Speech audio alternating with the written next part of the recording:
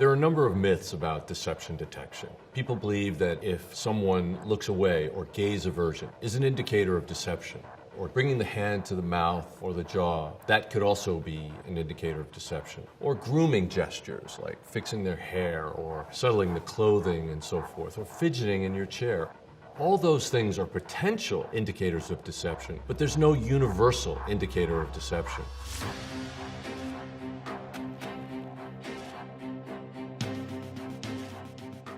Criminal behavioral analysis is the umbrella term that covers all the work that we did at the FBI's Behavioral Analysis Unit. That includes criminal profiling, active listening, interview and interrogation, and deception detection. We also study, teach, consult on, and conduct investigative interviews. Investigative interviews can be broken down into non-confrontational interviews and interrogations. But the goal of both of them is to get accurate and reliable information. To get there, one of the tools that we use is deception detection, where we take a holistic approach at looking at many different types of indicators. We look at fight or flight, cognitive complexity, and perception management as three different ways of detecting deception. Fight or flight is nothing more than noting the physiological changes that occur when someone's under stress. Stress can indicate lying. For example, decrease in salivation that'll make somebody swallow deeply, or increased heart rate, or increased adrenaline to the hands and legs.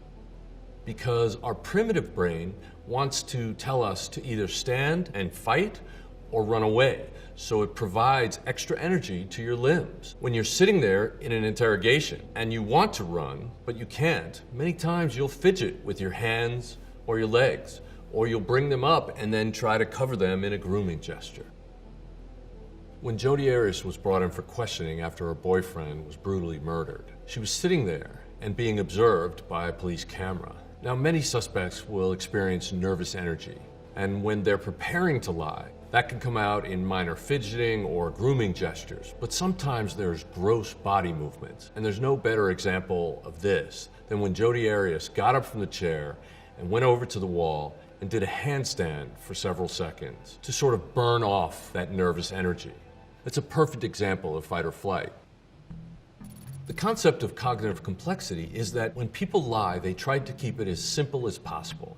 They also lie typically only about two senses, what they hear and what they see. They don't necessarily add how it smelled, or spatial relationships, or interactions with other people. And they typically keep it on a very shallow level. You said that you played video games all day on Friday? Yeah. Is it just between the time period that he's asking about, or just literally all day? Literally all day. So if you think about it as cutting an onion in half, and you look at the rings of that onion, typically liars will lie about the first ring, where they were that day, and maybe who they were with. At the moment, not really hanging out with too many people, talking to too many people. But if you drill down and ask them questions about what did they do during that time? What were they watching on TV?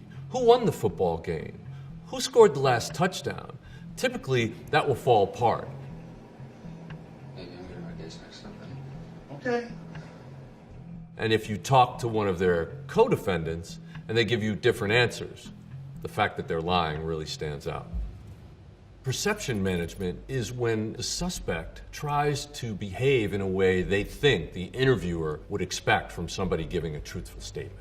So the suspect might believe that fidgeting would indicate lying, so they'll be very still when they're telling the lie so as not to give it away. But the fact is, throughout the other time, they may have been fidgeting all the time, and then the stillness is actually the indicator that they're deceiving.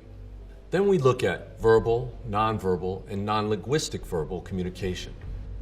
Verbal indicators of deception can include words such as like, sort of, almost, kind of. When words like that are interjected in a sentence, what follows is something that the teller doesn't even have confidence in. For example, I sort of did my homework, or I started to go to work. That indicates that someone didn't finish the task that they claim to have done. Nonverbal behavior that could indicate deception are changes in body movements and actions on the part of the interviewee.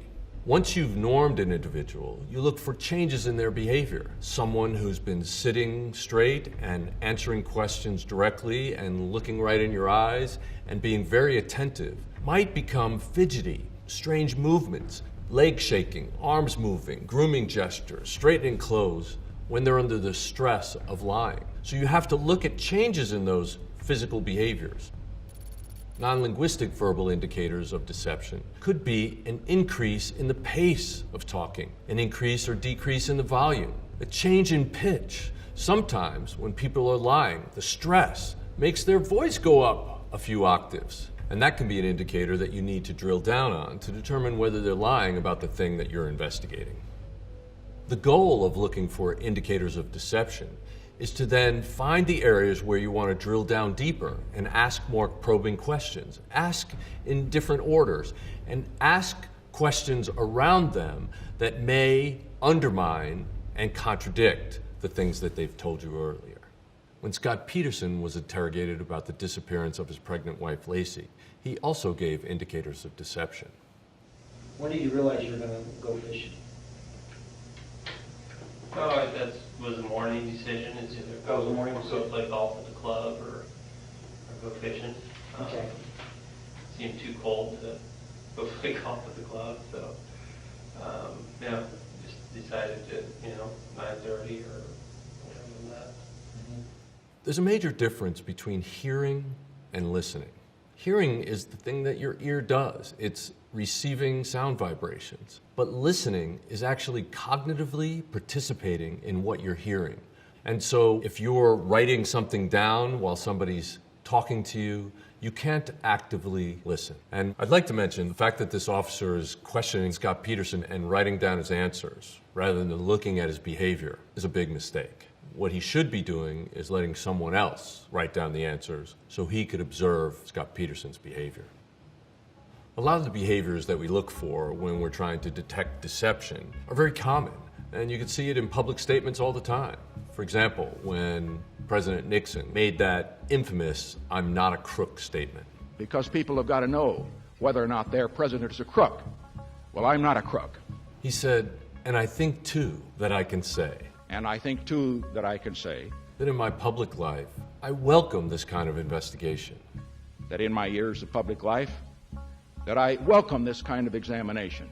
He was so nervous about having to say that statement that he had to build up his courage by saying, "I think too that I can say." It's extraneous information.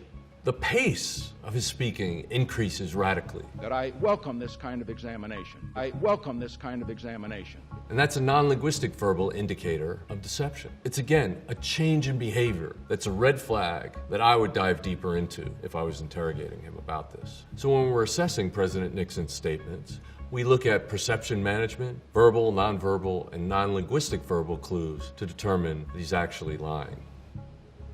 During the Whitewater investigation against President Clinton, he was accused of having a sexual relationship with one of the interns at the White House, Monica Lewinsky. And he denied that emphatically, but there were a lot of indicators of deception in his denial. I did not have sexual relations with that woman. In this clip, President Clinton is clearly trying to manage the perceptions of the public. He says, "I want to say something to the American people. But I want to say one thing to the American people.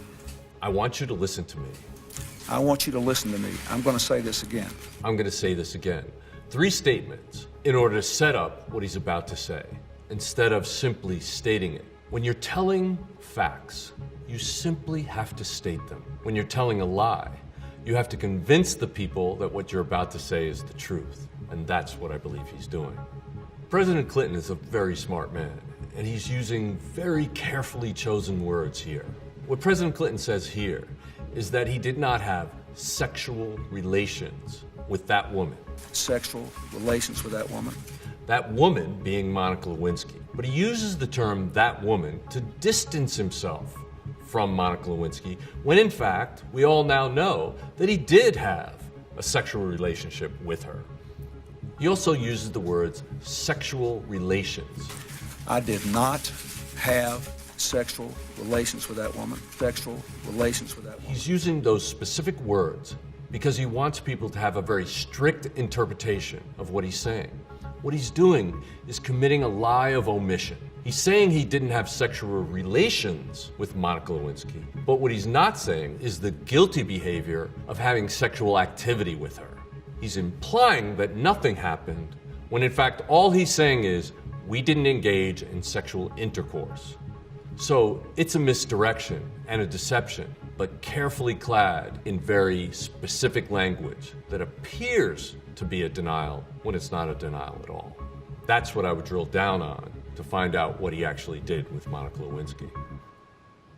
After every confession, the investigator should drill down into the details, both with the person who's confessing and outside, to verify or refute the details of that confession. When there's inconsistency between known fact and what somebody says in a confession, that undermines the credibility of the confession. Many times cases will be successful or fall apart based on what happens during the course of an investigative interview.